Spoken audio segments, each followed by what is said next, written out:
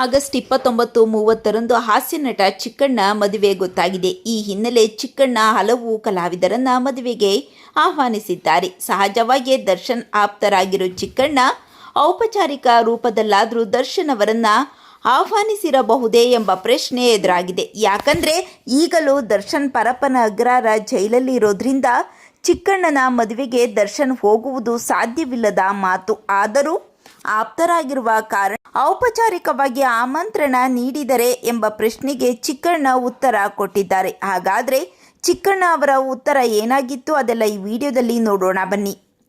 ದರ್ಶನ್ ಅವರ ಪ್ರಕರಣದಲ್ಲಿ ನಾನು ಸಾಕ್ಷಿ ಆಗಿರೋದ್ರಿಂದ ಅವರು ಜೈಲಲ್ಲಿ ಇರದೆ ಹೊರಗಿದ್ದರೂ ಅವರನ್ನು ಕರೆಯುವಂತಿಲ್ಲ, ಅವರು ಬರಲು ಸಾಧ್ಯವಿಲ್ಲ, ಹೀಗಾಗಿ ಕರೆದಿಲ್ಲ ಎಂದು ಕ್ಲಾರಿಫಿಕೇಶನ್ ನೀಡಿದ್ದಾರೆ.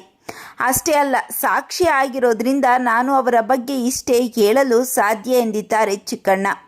ರೇಣುಕಾಸ್ವಾಮಿ ಕೊಲೆ ಪ್ರಕರಣದ ಸಂಬಂಧ ಡಿ ಗ್ಯಾಂಗ್ ವಿರುದ್ಧದ ಆರೋಪಕ್ಕೆ ನಟ ಚಿಕ್ಕಣ್ಣ ಪ್ರಮುಖ ಸಾಕ್ಷಿ.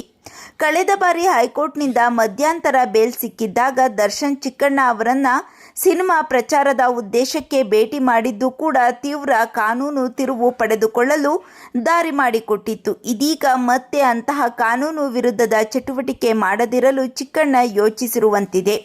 ಹೀಗಾಗಿ ಚಿಕ್ಕಣ್ಣ ಮದುವೆಗೆ ದರ್ಶನ್ ಅವರನ್ನು ಆಹ್ವಾನಿಸಿಲ್ಲ ಎಂದು ಕ್ಲಾರಿಫಿಕೇಶನ್ ನೀಡಿದ್ದಾರೆ. ದರ್ಶನ್ ಹಾಗೂ ಚಿಕ್ಕಣ್ಣ ಅವರ ಬಗ್ಗೆ ನಿಮ್ಮ ಅನಿಸಿಕೆ ಅಭಿಪ್ರಾಯಗಳನ್ನು ತಪ್ಪದೇ ಕಾಮೆಂಟ್ ಮಾಡಿ ತಿಳಿಸಿ.